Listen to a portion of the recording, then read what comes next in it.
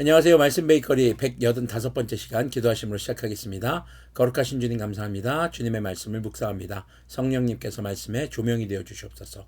우리 주 예수님의 이름으로 기도합니다. 아멘. 네, 오늘 보실 말씀은 출애굽기 20장 1절에서 17절까지의 말씀입니다. 이 모든 말씀은 하나님이 하신 말씀이다. 나는 너희를 이집트 땅 종살이하던 집에서 이끌어낸 주 너희의 하나님이다. 먼저 이 모든 계명을 주시는 분이 누구신지를 주님께서 밝히십니다. 바로 이집트 땅에서 종살이하던 그곳에서 구원의 하나님이라는 거죠. 자, 이 말씀을 오늘날 우리에게 어떻게 적용해 볼 수 있을까요? 바로 죄 가운데 있던 우리들을 의인으로 구원해 주신 바로 주님이시라는 것 우리가 이렇게 적용해 볼 수가 있겠죠. 자, 그다음부터 나온 것이 바로 이제 십계명입니다. 여러분들 계명이라는 것은요 반드시 지켜야 하는 조건이라는 뜻을 가지고 있습니다.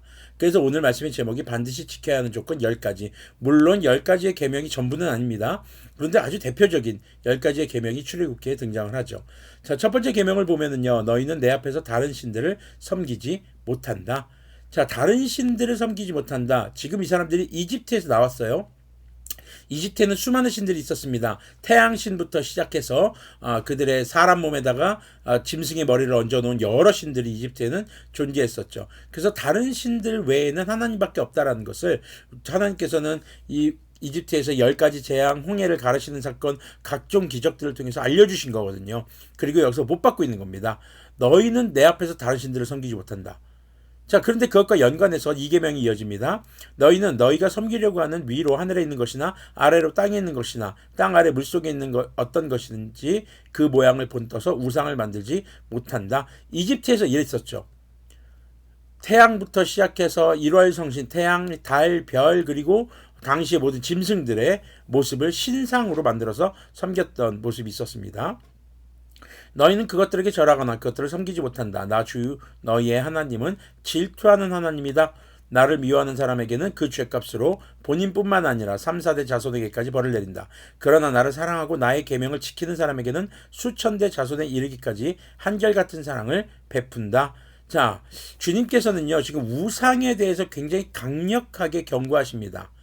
모든 우상은 지금 사람들이 본떠서 만들었어요. 근데 무엇을 본딴 거예요? 하나님이 만드신 피조물을 본딴 겁니다. 하나님이 만드신 피조물을 갖다가 신이라고 섬기고 있으니 하나님이 얼마나 화가 나실까요? 네, 그 하나님의 또한 성품이 나오는데요. 하나님의 성품 중 하나는 질투하시는 하나님이라는 겁니다. 그렇기 때문에 하나님과 우리와의 관계를 우리는 서로 사랑하는 관계로 이해해야 합니다. 그래서 하나님을 사랑하고 하나님이 우리를 사랑하신 겁니다. 근데 우리가 먼저 하나님을 사랑한 게 아니죠. 하나님께서 우리를 창조하셨고 하나님께서 우리를 먼저 사랑해 주신 겁니다. 우리가 아직 죄 가운데 있을 때 우리를 사랑하셔서 우리를 구원해 주셨습니다. 자, 이제 그 사랑에 대해서 짝사랑이 아니라 하나님과 함께하는 사랑이 되어야 하는 겁니다. 그것이 우리가 복받는 비결이라는 것이죠. 자, 하나님을 미워하는 사람에게는 죄값으로 3, 4대 자손에까지 벌을 내리고 하지만 하나님의 계명을 지키는 사람에게는 수천대 자손에 이르기까지 한결같은 사랑을 베푼다. 이것이요 딱 3, 4대 아니면 수천대 숫자로만 보는 것이 아니라 하나님께서는 노하기를 더디하시고 사랑하시기를 아주 깊이 사랑하시는 그런 하나님의 성품을 볼 수 있는 말이라고 우리가 볼 수 있겠습니다. 그래서 하나님이 저주를 내리는 하나님이야? 네, 물론 잘못한 것을 벌하시는 하나님입니다. 그러나 벌하시고 재앙을 내릴 때는 참고 참다가 하지만 복을 내리시고 사랑을 베푸실 때는 참으시지 않으시는 분이시죠. 네. 자, 그 다음 이제 세 번째 계명은 너희는 주 너희 하나님을 이름을 함부로 부르지 못한다. 주님은 자기의 이름을 함부로 부르는 자를 죄 없다고 하지 않는다. 자, 이것이 개역개정에서는 망령되 일컫지 말라라고 되어 있습니다. 함부로 부르지 않는다. 그래서 저희 바다에 등대가 있다 교회 또 제가 하는 모든 설교라든가 말씀 베이커리에서는요 주님의 이름을 다 주님으로 번역해서 부릅니다. 사실 하나님은 이름이 아니에요. 하늘에 계신 우리 아버지라는 의미입니다. 하늘님. 네, 그래서 표준어는요 하느님이 맞아요. 하나밖에 없는 분이 아닙니다. 성부 하나님, 성자 예수님, 성령님 이렇게 세 분이잖아요. 삼위의 하나님입니다. 자, 그 중에서 주어진 이름은 딱 하나죠. 예수님. 네, 나머지는 이름은 아니에요. 하나님의 속성을 나타내고 하나님의 성품을 나타내는 말들이지 하나님의 정확한 이름이라고 볼 수는 없습니다. 그래서 우리에게 주어진 이름은 우리 주 예수님밖에 없습니다. 그런데 그 예수님을 친구처럼 부르지 않기를 저는 여러분들에게 권면드립니다. 그래서 주 예수님, 우리 주 예수님 우리 주 예수 그리스도님이라는 존칭 전미사를 붙여서 사용하시기를 권면드리는 겁니다. 자, 하나님의 이름을 함부로 부르지 못한다라는 것은 뭘까요? 하나님의 이름을 높여 부르는 것, 거룩하게 부르는 것, 구별하여 부르는 것, 그렇게 함으로써 하나님을 사랑하는 것이 나타나는 것이죠. 자, 그 다음에 4계명의 안식일을 기억하여 그날을 거룩하게 지켜라. 너희는 엿새 동안 모든 일을 힘써 하여라. 그러나 이렛날은 주 너희의 하나님의 안식일이니 너희는 어떤 일도 해서는 안 된다. 너희나 너희의 아들이나 딸이나 너희의 남종이나 여종이나 여종만이 아니라 너희 집짐승이나 너희 집에 머무는 나그네라도 일을 해서는 안 된다. 내가 엿새 동안 하늘과 땅과 바다와 그 안에 있는 모든 것을 만들고 이렛날은 쉬었기 때문이다. 그러므로 나 주님이 안식일을 복주고 그날을 거룩하게 하였다. 자, 창세기를 보면요, 하나님께서 모든 것을 창조하시고 보기 좋았다라고 하셨지 복되다고 한 적이 없어요. 딱 하나, 일곱째 날 안식일을 창조하시고 이날을 복되다라고 하셨습니다. 자, 그럼 이 안식일은, 유대인의 안식일은 원래 토요일입니다. 근데 우리는 주일날 예배드리죠. 왜 그럴까요? 주일날 주님께서 죽음에서 부활하셨기 때문입니다. 즉, 인간이 죄를 짓고 난 이후부터 나타난 죄의 문제가 해결된 날, 죄에 대한 대가, 우리의 원죄를 용서받은 날, 그날이 바로 주님께서 부활하신 그날, 바로 그것을 완성하는 날이거든요. 그래서 안식일의 완성이 주일날 이루어졌다라고 보기 때문에 우리가 주일날 예배를 드립니다. 썬데이 하면은 태양신을 숭배하는 날, 이렇게 얘기하는 사람도 있어요. 근데 썬데이, 일요일 하면 맞아요. 사실 지금 우리가 쓰는 달력이 로마력입니다. 로마의 달력이죠. 자, 그런데 우리는 썬데이, 일요일 하지 않고 그리스도인들은 주일이라고 합니다. 주님의 날, 주님께서 죽음에서 부활하심으로 구원의 완성을 이루신 날, 물론 완전한 완성은 예수님 다시 오실 때입니다. 그래서 안식일을 거룩하게 지킨다라는 것, 오늘날 우리에게 적용하면요, 주일을 거룩하게 지키는 것입니다. 근데 무조건 쉬어라, 그냥 단순히 일하지 말라가 아니라 주님께 집중하라는 겁니다. 주님과의 관계 회복에 집중하고 주님의 말씀에 집중하고 주님을 우선순위로 섬기는 날을 정하라는 것이죠.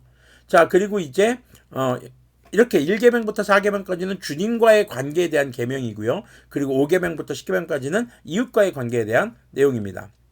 너희 부모를 공경하여라. 그래야 너희는 너희 하나님이 너희에게 준 땅에서 오래도록 살 것이다. 사실 사람과 사람 사이의 계명 중에 제일 긴 계명이 바로 이 부모님을 공경하라는 것입니다. 네, 우리가 이 땅에 올 때 주님께서 우리를 창조하셨죠. 그러나 주님께서는 그냥 우리를 생으로 창조하지 않으시고 우리의 부모님을 통해서 이 땅에 오게 하셨습니다. 그렇기 때문에 우리는 우리의 부모님을 공경할 줄 알아야 합니다. 자, 13절부터 보면요, 살인하지 못한다, 간음하지 못한다, 도둑질하지 못한다.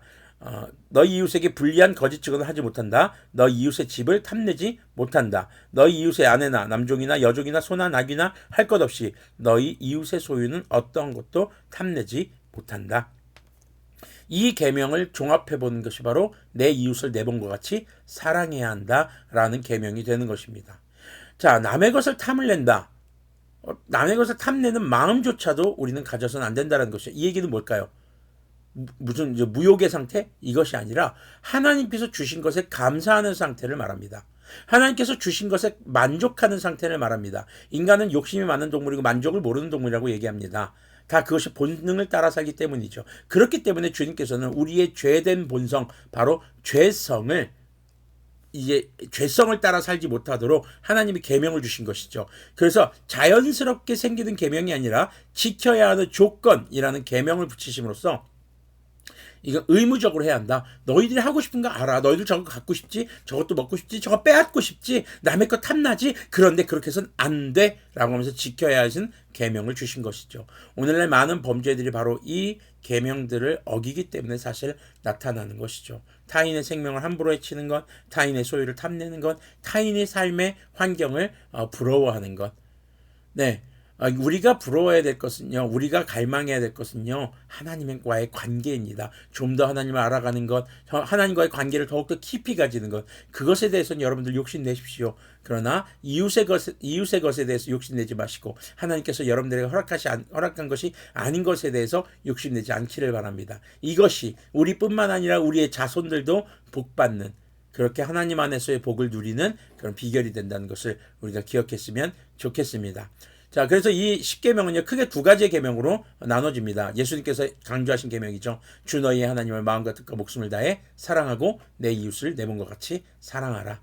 오늘도 주님을 사랑하고 우리의 이웃들을 우리의 몸과 같이 사랑하는 그런 그리스도인의 모습이 우리의 삶에 가득하길 소망합니다. 기도하겠습니다.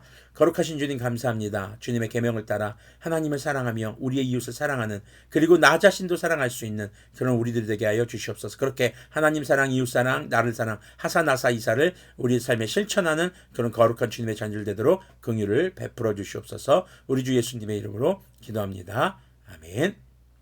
네, 오늘도 거룩한 주님의 사랑이 우리의 삶에 가득하기를 소망합니다.